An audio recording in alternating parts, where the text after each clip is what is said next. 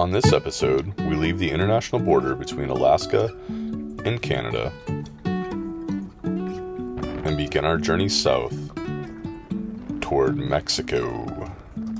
Life is a winding road. Hey dude, I don't think you can cross with us. Thank you. We followed the Alcan south until we reached Congdon Creek Campground. We scored ourselves a great spot that backed up to a path leading to the shores of a beautiful lake. And right behind our campsite, Kluane Lake.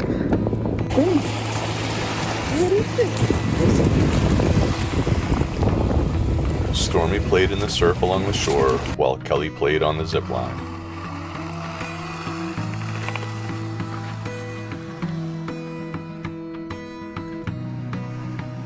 Stormy, look out!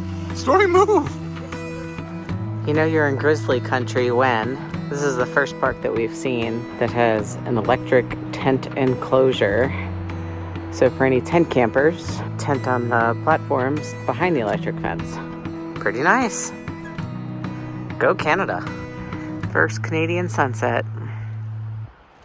It is almost 10 o'clock.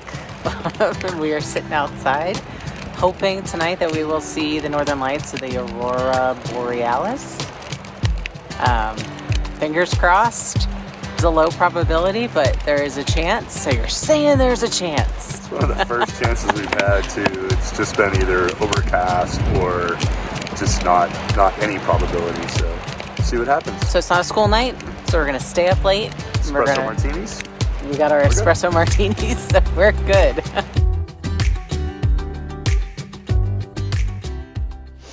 We're starting our hike in Soldier Summit in Kluane National Park, or Park Nacional, I guess.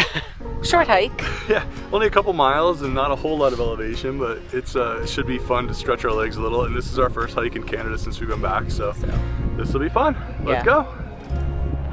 There's the lake. Better views from the top, we think. We'll find out.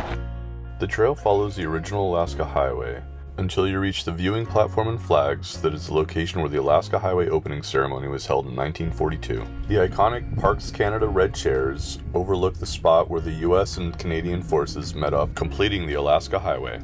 From there, we started up the mountain. A little bushwhacker.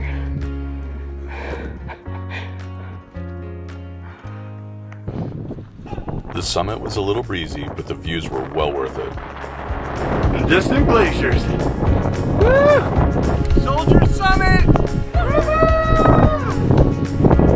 It's a good ways down. In the background, you catch a glimpse of what appears to be the Kaskawulsh Glacier. As we turned around to begin our descent, we noticed something in the distance. Herds of Dall sheep were grazing and lazying about.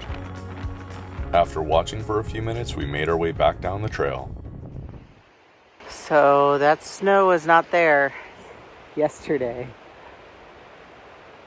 That was our cue that winter was once again closing in, so it was time to hitch up and head down the road a little further. This time to Pine Lake Campground, where we got lucky and scored another spot that backed up to the lake. We had a beautiful path we could walk along with Storm.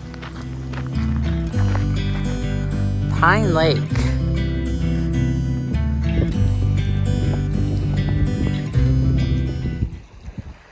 We're gonna go for a hike this morning in Kluane National Park, but it's raining, so we opted for a walk. Beautiful fall colors, but there is a paved trail, the Pine Trail, just outside of Pine Lake Campground, and it's a multi-use, beautifully paved trail that takes you all the way down to Haines Junction. Instead of cooking, we stopped at Mile 1016 Pub to grab some food and put a pin on the World Traveler map to mark our home.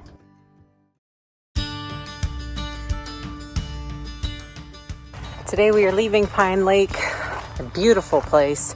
Only had a couple days here and it rained the whole time, so we didn't get to do much for hiking, but we are on our way back to Whitehorse to stay with our friends Andrea and Kelvin and their dog Lucy for a few days.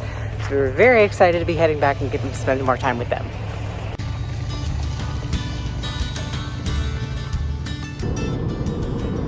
What is this? There it is. If you take a left. Due north. Dawson City. We've completed our circle. Back in Whitehorse, Stormy was thrilled to see his friend Lucy. Get it loose, pull. Good girl, good boy. They played until they were both exhausted, and Stormy even slept in the next morning. For me, it was time for some choring. So I thought when we got rid of the Airstream that I was done with rivets forever. Unfortunately, in the Oliver, they rivet the touch lights into the bulkhead. So here we go again. And I know I'm not wearing eyewear.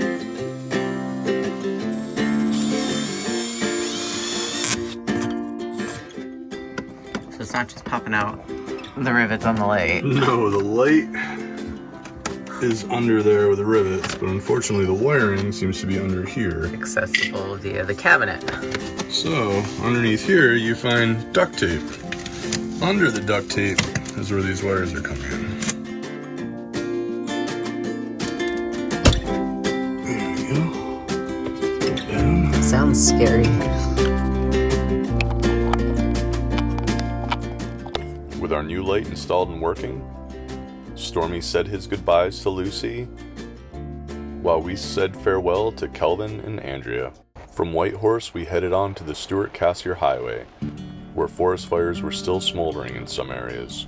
We kept heading south until we drove out of the smoke and into beautiful weather, and continued until we reached Boyle Lake Provincial Park, where we again lucked out with a lakeside site.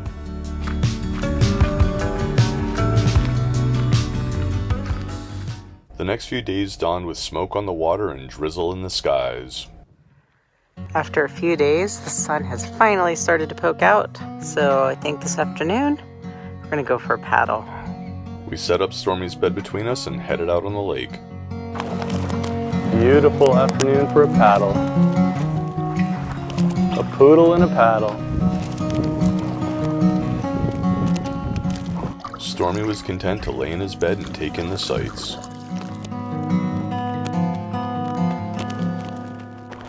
This is why you stay in Alaska and Canada as long as you can, to be able to see the fall. Almost winter. We paddled around the lake and eventually made our way back towards Picolino, Good boy, sit watch. where Stormy watched as I paddled the canoe back to the docks. That night, we finally got to see the aurora borealis, more commonly known as the Northern Lights. This phenomena is the result of interactions between the sun and Earth's outer atmosphere, and we watched until the light show faded into the night. The following day, we were back on the road, headed over the river and through the woods, until we came across this cross fox, but Grandma was nowhere in sight. Stormy still got pretty excited. We made our way further down the road, enjoying the beautiful fall colors, until we came across this guy. Hey, Chunk. You need to go hibernate soon, okay? Okay, bye-bye, pretty. We continued our southern course until we arrived at Meziadin Lake Provincial Park, where our luck held and we pulled into another lakefront spot. The colors of the lake and foliage were absolutely incredible, and Stormy enjoyed sitting on the dock and taking it all in. While there, we took a side trip down the Glacier Highway. Driving along the highway, another glacier, and another one up there. And oh wait, look way up there. Oh, the clouds are just rolling in. There's another one behind those clouds. The aptly named road brought us to Stewart, BC, and then just a little further and we were back in Alaska, in Hyder. Our first stop in Hyder was Fish Creek Wildlife Observation Site. We were hoping to get a look at the bears feeding on the salmon that were running upriver to spawn. We saw plenty of salmon continuing their swim up the creek. I have to jump over that log, or branch. Oh, just kidding. Came to Fish Creek, tried to see some bears. These are the only ones we saw. Having seen no bears, we headed up the road to Titan Trail in Tongass National Forest. Titan Trail report. Carry bear spray. Be bear aware. We're ready.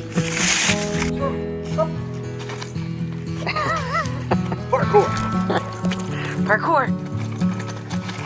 With Stormy's pre-hike zoomies out of the way, we headed out.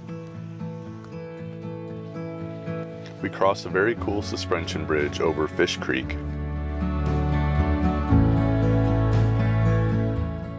Then came across some fungi and some not so fungi. Bear signs. Looks like a grizzly. Grizzly front paw, stormy paw. Having aborted the Titan Trail hike, we headed further up the gravel road. Just going through an active mining area In 4-wheel drive. on our way to see a glacier. Another day in Alaska. Technically now back in BC. So we're running off of Salmon Glacier, Salmon River. And a clear little lake.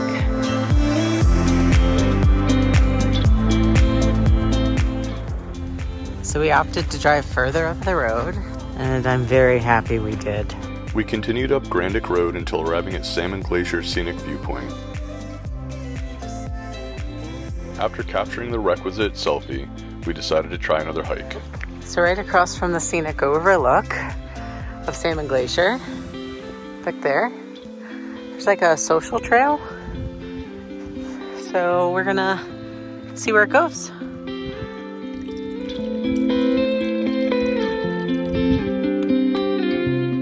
Stormy found a vole. He's in full hunt mode right now. Yeah, it's underneath. All gone. Good job, buddy. But Stormy wasn't giving up that easy. Toward the end of the trail, the views opened up beautifully. So to give you some perspective, beautiful glacier, gorgeous, big. How big? Well, there's the parking lot. There's our truck. Parked a few over from a school bus. And look at the size of the crevasses in that glacier. Our truck could fit in one of those. Insane. That's not so bad. Then it was time to head back down. This is why they say it's an avalanche prone area. That's almost as big as our truck. Friendliest ghost town in Alaska. And just like that, we're back in BC. Think metric. We made a stop at Harbor Lights Grocery to grab some lunch, and because it was the only thing still open. After a day of adventuring, we headed back to Meziadin Lake. So the benefit of staying in Alaska and Canada as long as possible is you get to see all of this beautiful fall foliage change, colors, everything. It's like we're in peak season permanently. However, the downside is that everything's closing. So we got kicked out of nicely, encouraged to leave earlier than checkout time on the last day that the provincial park was open. We've been looking, a lot of the other ones are closed too. So our lodging choices are getting a little bit more limited as we head south. But today we're just gonna drive until I get tired and we find a spot to pull over. find a spot to pull off. That's the beauty is in Canada and in Alaska, most places, unless they're marked no overnight parking, you can stay overnight. So we have lots of options. Tons. They may not be beautiful and they may not be wonderful, and they're right along the road, but they're options. It'll work for a night. Yep, place to sleep. Yep, so we'll just sit back and enjoy all these beautiful colors. So we pulled into Burns Lake today. They had a little municipal campground. Pretty. And the sun's going to be a little bit blinding, but the campground is right on the lake. We've got a spot right behind that tree, and it's free. They just ask that you keep the site clean for the next person. A gorgeous spot. And they're having a First Nations event today. They're just concluding now, but this place was pretty packed when we first pulled in.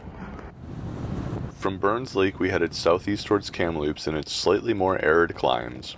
A half hour out of Kamloops, we found an open campground at Lodgepole Lake Recreation Site. After almost 10 hours on the road, we were happy to find a place to call home for a few days. We took in a beautiful sunset and called it a night. A shower the next day provided a beautiful rainbow before we headed out into town. Open range. Are we at Red Collar Brewing and Distilling?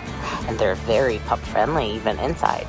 And on the menu, we even have a pup cup. Should we get you a pup cup? You want a pup cup? I'm mango. So while we enjoyed a flight of brews and a flight of gin cocktails, Stormy enjoyed his pup cup. Buddy. You want to come to breweries like this more often, eh? While taking a walk around Riverside Park, we checked out the Locking in Hope sculpture. Later in the week, we headed to the Kenna Cartwright Nature Park to go for a hike. Someone is a hot dog. But he says it's worth it for the view. Good boy, good boy. At the end of the trail, you have a nice view all the way up to Kamloops Lake mountains. Looks a whole lot different than the other side with the urban sprawl in the city. Halfway there, Cal. Halfway. How you feeling? Good. Storm and you? Not so bad. And you? Along with the arid climate came the birds in Stormy's feet.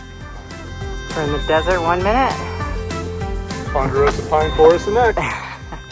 This is a really beautiful trail. It gets you, you're in a very arid climate, but you're going through like a desert area where you can see Stormy got into some burrs and kind of cacti looking, yeah. But then you're in these beautiful pine forests. So if you do this hike, do it clockwise. So you kind of get the hard part out first and you'll be in the sun because it's on the south side. Then you come across to the north side and you have a really nice shaded trail to go on. Are you sleepy from the 6 mile hike? It's a good walk. So there's a few trails right around our campsite. This one goes around the lake. I think it's a 1.3 mile loop, but it's among this young pine forest. There's the lake right there. We watched as a woodpecker went to work on the pine tree. And later it was time for me to take care of some personal grooming. No, it's not a good look. Dumb and Dumber. With that out of the way, it was time to head back to the US of A. We are leaving Canada. We just left our last campsite and been here just under a month.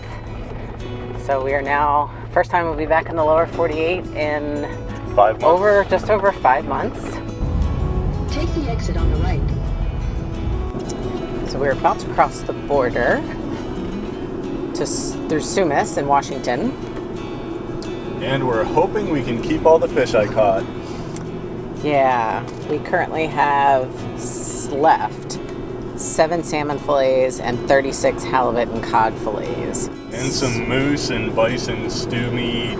From Andrea and Kelvin. Thank you so much. A little bit left. So we're hoping that they let us cross with what we have. But we're about to find out. So see you on the other side. We'll let you know. Life is a winding road, no telling where it goes.